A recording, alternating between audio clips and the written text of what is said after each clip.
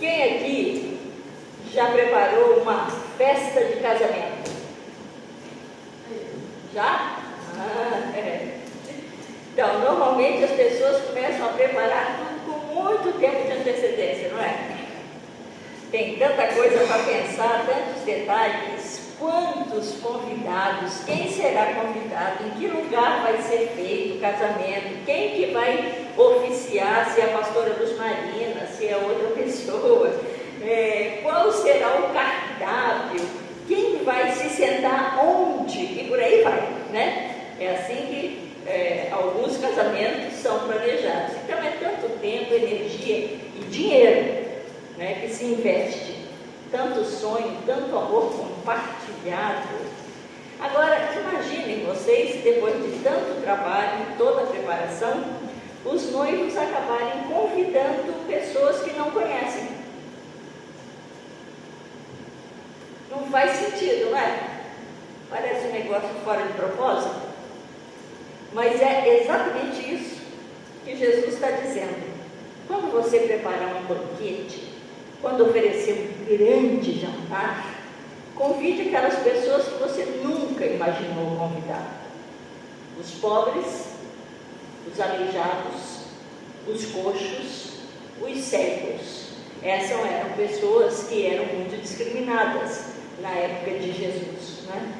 Hoje talvez a gente pudesse dizer os estrangeiros, as pessoas refugiadas, uma pessoa que, sei lá, que mora numa região muito pobre, não sei, né? Esse tipo de... Quem são as pessoas mais marginalizadas na sociedade, né? Mas, mais do que isso, pessoas que você não conhece, pessoas que não podem retribuir, seja com dinheiro, favor, privilégio, ou até mesmo afeto. No texto do Evangelho de hoje, assim como no domingo passado, Jesus está ensinando sobre o reino de Deus, sobre os valores do reino de Deus.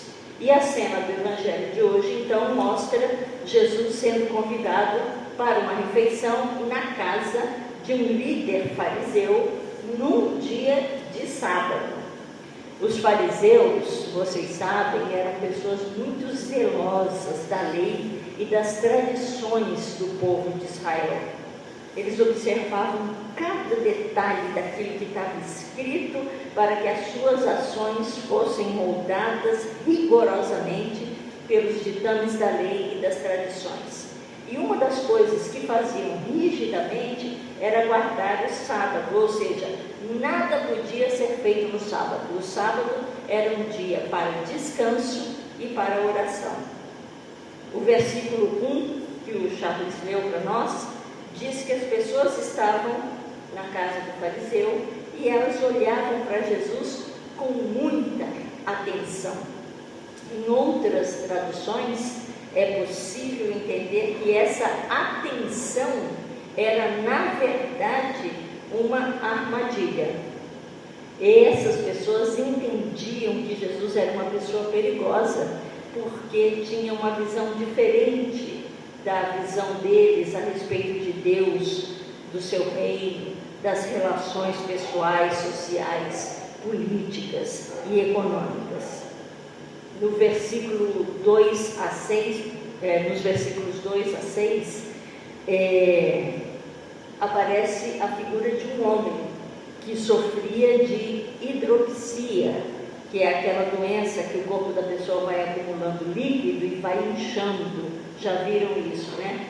Esse homem chegou perto de Jesus, então, e Jesus perguntou aos mestres da lei e aos fariseus: a nossa lei permite curar no sábado ou não? Eles não responderam.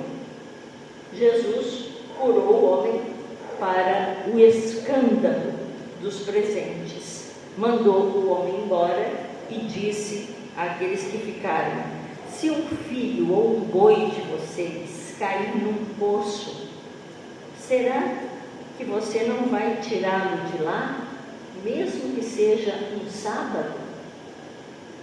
Ao fazer isso, Jesus estava buscando ensinar aquelas pessoas no passado e a nós também no presente, a tomarmos como critério para a nossa vida aquilo que importa, como eu disse no domingo passado. E o que é aquilo que importa?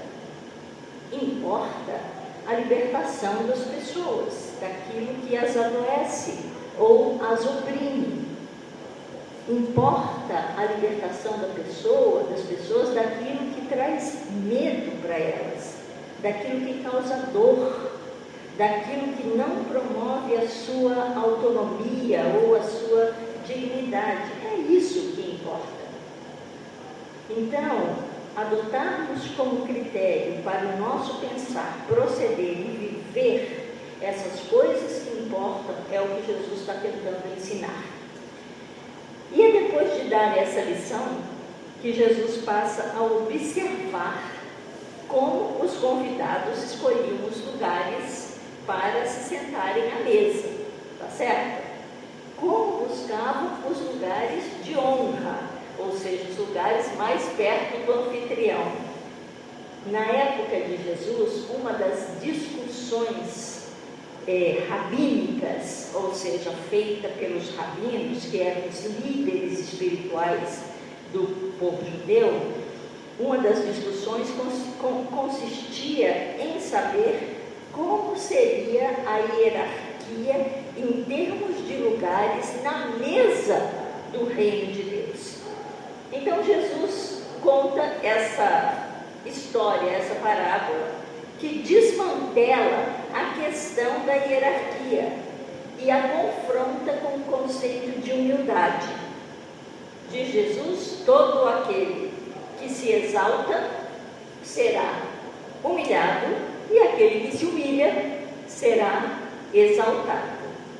Humildade, portanto, é um critério do reino de Deus.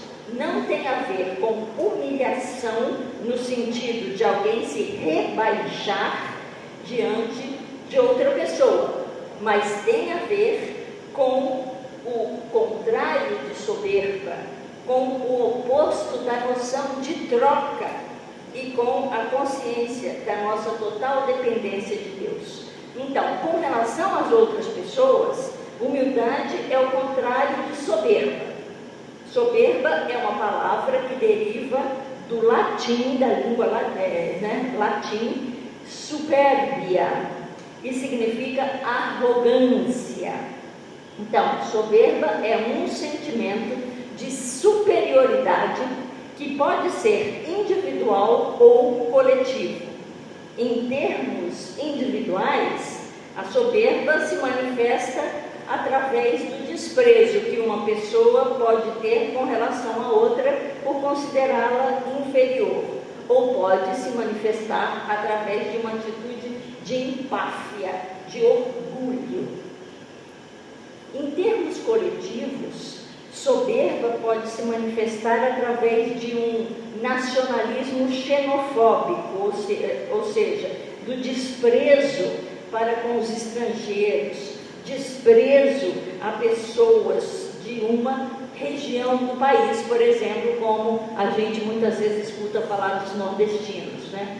Se manifesta também através do racismo, do elitismo, do corporativismo, ou da doutrina de que há povos eleitos, povos escolhidos por Deus, o que os torna superiores a outros.